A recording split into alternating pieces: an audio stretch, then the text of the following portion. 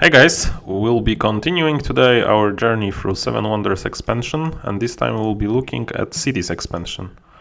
One of my favorites. Spoiler alert. So, first of all, what does Cities introduce? There are two main mechanisms. First is debt. Debt is when you have to pay money. It's the icon is with the broken coins. And what's important here is that you are not only losing money, but if you don't have money and you're about to lose money, you have to take minus points equal to the number of coins you would have lost.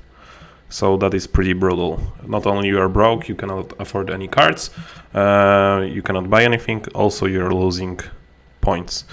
Without the cities expansion, whenever you are about to lose coins, you just lose coins how much you can. You do not get that. But with cities, the debt is introduced. And the other one is also pretty big. This is diplomacy tokens. Whenever you will be participating in conflicts, you abstain from them, and instead your neighbors fight each other, which is pretty big. But also important, they cannot fight twice. So in free-player games, one diplomacy results that the other players can only gain one win after each fight, so that's also pretty big. I'm a huge fan of diplomacy, not so much of that, but that's an okay mechanism too. It's like it's kind of decent, but not so fun to play. But diplomacy is huge. One of my favorite mechanism in the whole game. What's more, there are black cards introduced into the game. You draft one more card each round. So instead of drafting 6 as usual out of 7, you draft 7 out of 8. This is amazing, just because you see more cards coming through. You have a more important decision as to what will wheel and stuff like that. So here I'm going to rate each card. Unfortunately here they are not divided by age, but we will manage. I'll just have to scroll. Can I scroll? Okay. Let's start with age 1. The first card we will be looking at, it's the second card from the left. It's here you have only French translation. This is sevenwonders.net site. So this is now the first card to the left. I'm not gonna butcher the French translation, but this is the gates to the city basically. Four victory points for 1 wood and 1 gold. I'm going to rate each card as usual 1 to 5 stars. 1 meaning that you should almost never pick it, 5 stars meaning that you should pick it or you should bury it so your opponents don't use it. And gates to the city gets 1 star. I think it's pretty poor. It has some uses, mainly for some green players, and it's also good for Halicarnassus because it can build it from the discard, and it's usually not built. What's wrong with this card is that it costs you money and it doesn't give you any economy. In Seven Wonders you kinda have a progressive system where age 1 you lay the setup for yourself, age 2 you kinda decide what you are going to pursue, and age points you just continue doing the strategy and make points. This is like the opposite of this, and this is usually not good. Sometimes you can play it, maybe I can see it as 2 star, but I'm going to give it 1 star. You should try to avoid it basically. Then we have a set of cards, if I can scroll. We have shady trading post to the west and east. They both cost 1 gold, and they give you 1 discount for every buy you get once per turn. And I'm going to rate them 4 stars. They're amazing, and what's more, they're very important for some combos. For example, Olympia loves them. Like Olympia loves them so much. But also anyone who have a corresponding trading post, west or east, loves them as well. They let you build kind of like a cheat caravanserai, I would say. meaning that you can actually buy resources for free. With some leaders, I think Bernice is called the leader that gives you gold. You can even just gain gold just by buying. This is a rare edge case, but it can happen. And it's very, very annoying whenever you come across it. I really recommend like looking at them, because whenever you get the combo with the trading post, you basically buy for 0. That means that this is just so good. Also important to note that they also work on gray resources. Sometimes I've seen people just think that they work on brown, but they work for both brown and gray resources, which makes them really, really good. Then we have, I think it's Secret Chamber or something like Secret Passage. 2 gold, and you can multiply one of the resources once per turn. I'm going to rate it 3-star. I can see it at 4-star. Very good, just not game breaking. Some wonders will need it, some will need it less. Very good for example, Giza. Generally, some of the wonders get a huge boost out of this, out of these cards, and like they're pretty good. This is a great expansion. Next we have Residence, which this is the first card with the Diplomacy token. It gives you some points and Diplomacy token. I'm going to rate Residence 1-star. I like the Diplomacy mechanic. But Residence is just too soon. In the first stage, it doesn't really matter if you lose or win on fights. You just basically don't care that much. You care about the setup for the future. Residence is, on the other hand, pretty okay to be built from the discard to just like prevent some people from getting points from winning against you. But just as H1, it's not that great. If you could just not use Diplomacy token, but the rules clearly state that you have to use it whenever you can, so it's just not good. 1-star. Then we have, I don't know how to call it. I don't know the English word, but the money generating card.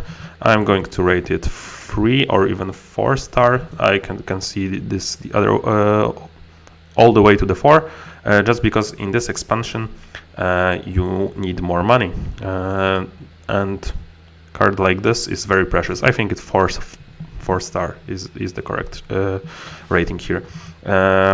It also gives money to your neighbors, which is okay.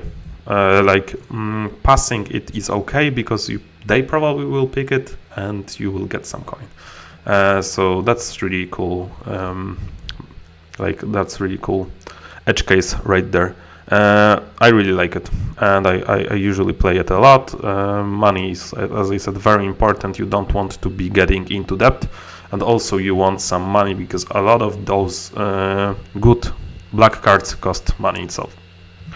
Then we have Pigeon Guild. I don't know how you call it, the place where you train pigeons. I'm going to rate it 5-star. This is another mechanism introduced into leaders, and the masks give you a green symbol that your opponent has. And if you have a couple of masks, you still can copy just one of the cards. Let's say that your opponent only has Scriptorium. If you have 3 masks, you would get 9 points. So that's pretty huge. Masks are great, just because they introduce another layer to the green play. Suddenly you kinda want to be next to another green player, and it's not just terrible. You can just work together to achieve a goal. Of course, you still are rivals for the green cards, but this makes it a little bit better. Very, very cool card and decently priced. Then we have this slightly better 2-pointer. Let's compare this to the blue cards of the first era. They usually give you 2 points or 3 points. Here, each of your opponents loses 1 gold. I'm going to rate it 2-star. it's okay. Like the 1 gold is relevant in the first era. I can see it even as 3-star, but it's just like there are better things to do usually. And the last card that you can see is Militia. Militia costs you 3 gold and gives you 2 shields, and I'm going to rate it 4-star. It's just very good. Usually you can only get 1 shield. With this, 2 of course is much better than 1, and it comes up an era earlier, so you can really set yourself up for a great red victory. Then we have to scroll back all the way to the second era. I think they didn't think this through, this gallery, and it's also really hard to navigate.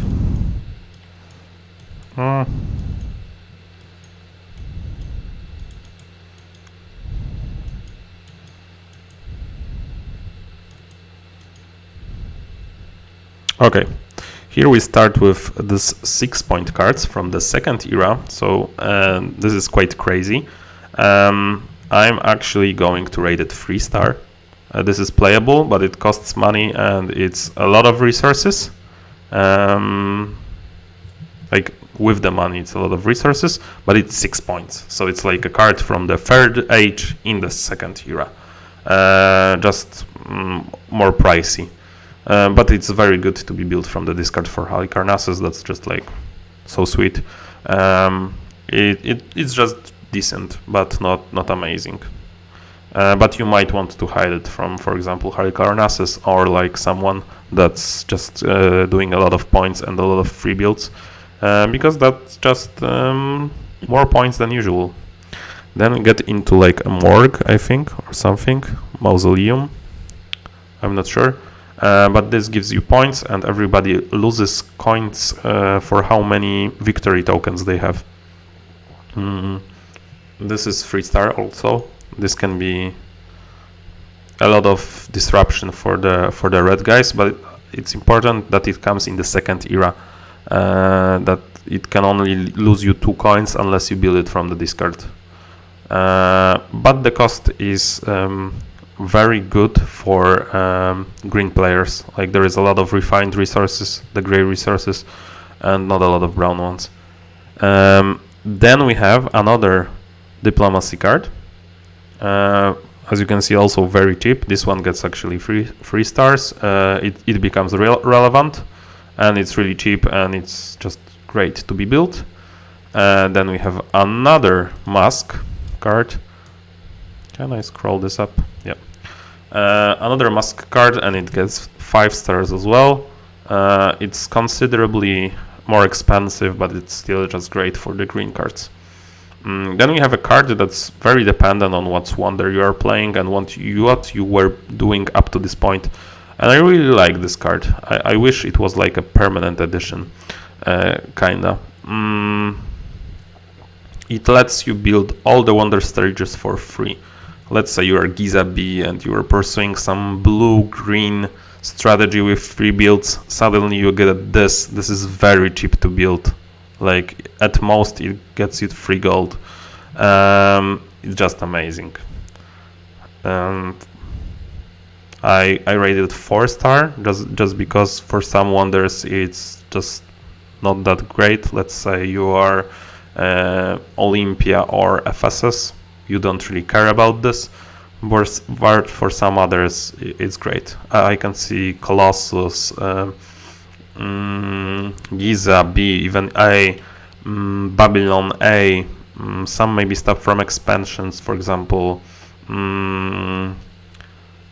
Great Wall. This is very, very, very important card. Then we have I don't know what is, robbery or something. 3 stars. It's pretty decent. The 2 coins are still relevant, decently priced. A lot of these cards, as you can see, have refined resources. In second era, usually they don't come into play.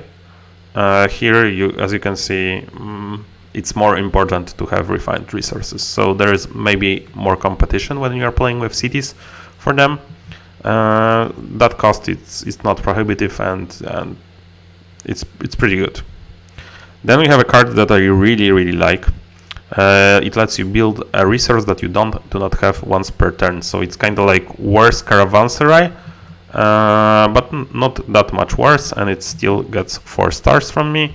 It lets you fix a lot of resource problems. It's not expensive. I really like it.